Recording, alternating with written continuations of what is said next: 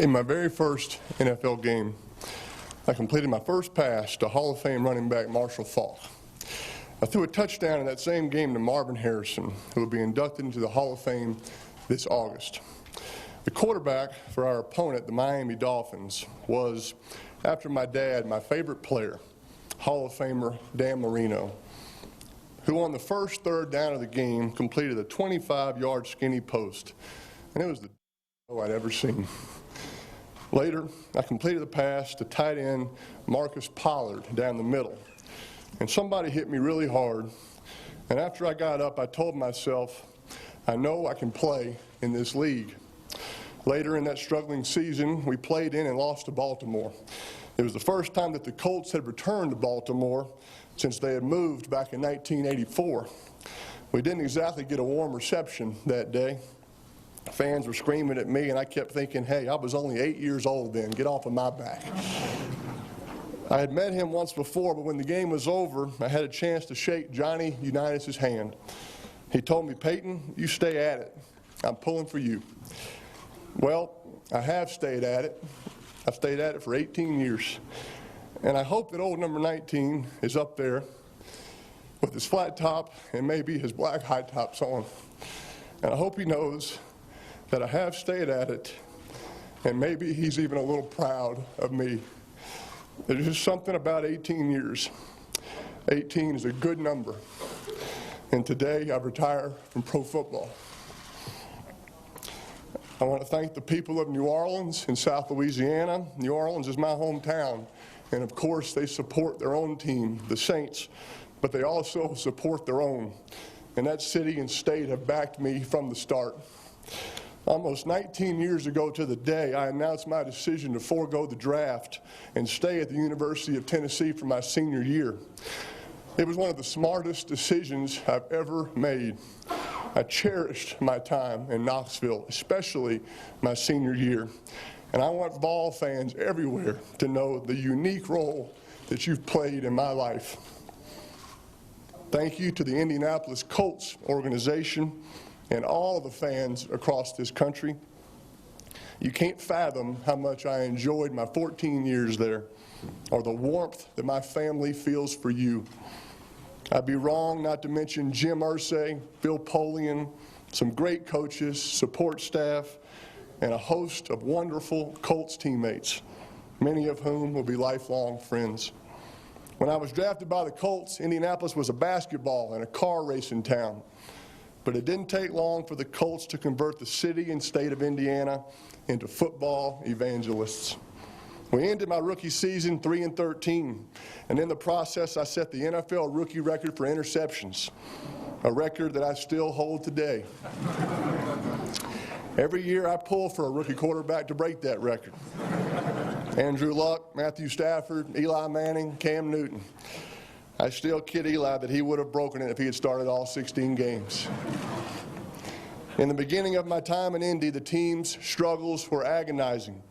My grandfather would call me weekly to ask if his favorite announcers, John Madden and Pat Summerall, would be broadcasting our game.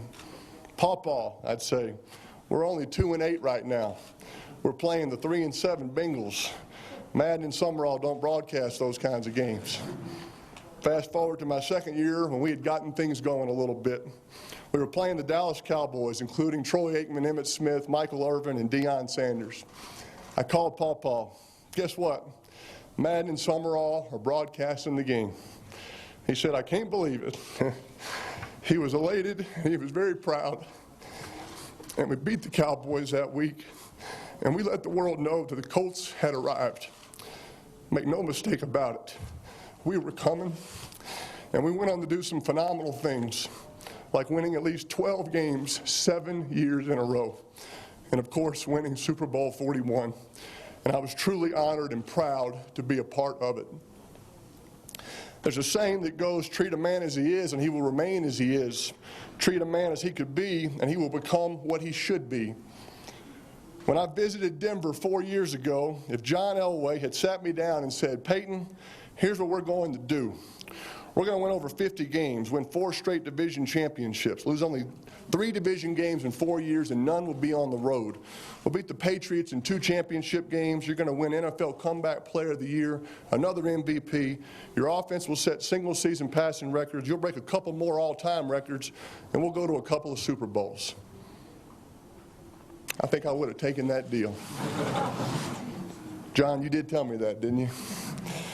Grateful is the word that comes to my mind when thinking of the Denver Broncos. I want to thank Pat Bowlen and his family, Joe Ellis, John Elway, John Fox, Gary Kubiak, and their staffs, and all the support people in this great organization. To all of my Denver teammates, thank you for what you've done for this old quarterback. And of course, my gratitude to the Broncos fans everywhere. Over my NFL career, I've had 5 head coaches who helped me become better at my craft and helped me become a better human being. Jim Mora, Tony Dungy, Jim Caldwell, John Fox, Gary Kubiak. While I've obviously changed teams, I've had the same football representation for almost 2 decades. I owe Tom Condon many thanks. He has represented me with class at every juncture, and he'll always be a great friend. I want to thank a tremendous group of friends who have supported my football career and been at my side at games from high school to Tennessee, Indy, and through that incredible Broncos Super Bowl win last month. You know who you are and what you mean to me. And there is no way to measure or properly express what a family like mine can mean. Mom, Dad, Cooper, Eli, extended family, you are the best. And Ashley, your support is as potent a motivator as any man could have. Ashley's and my kids, Marshall and Mosley, have only been around for a couple of years, but they have changed my life forever. A week before the Super Bowl, our daughter Mosley asked me, "Daddy, is this the last game?" "Yes, Mosley, it's the last game of the season. I sure do want you to win that trophy."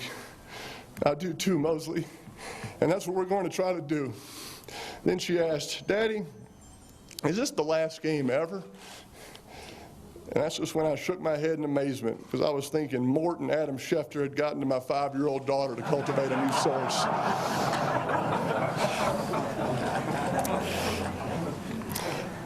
When someone thoroughly exhausts an experience, they can't help but revere it.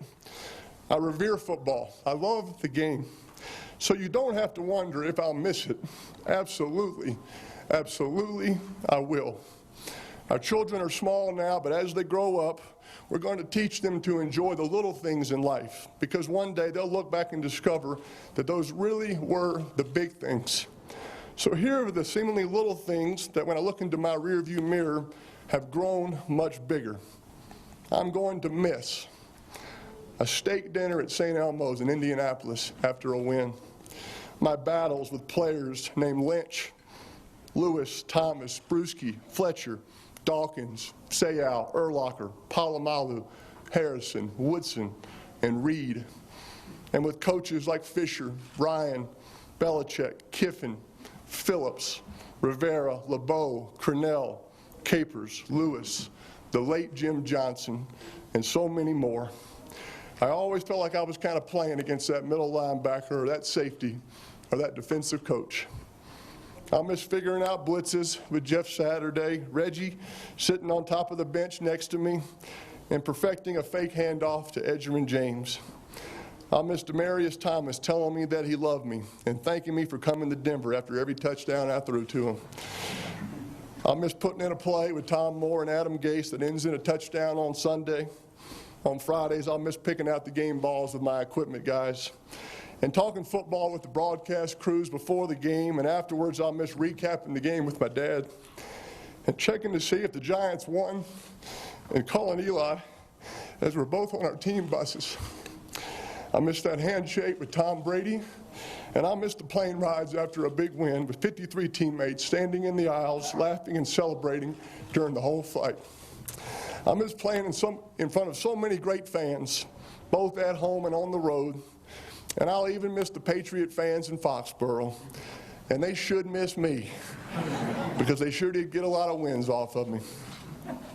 And this is important. Football fans everywhere need to know how much they've meant to me over the years. Fans, you are at the core of what makes this game remarkable. I've received more letters from you than I can count. Fan letters that have touched me, made me think, laugh, and moved me to act. I've learned a lot through my mistakes, stumbles, and losses in football.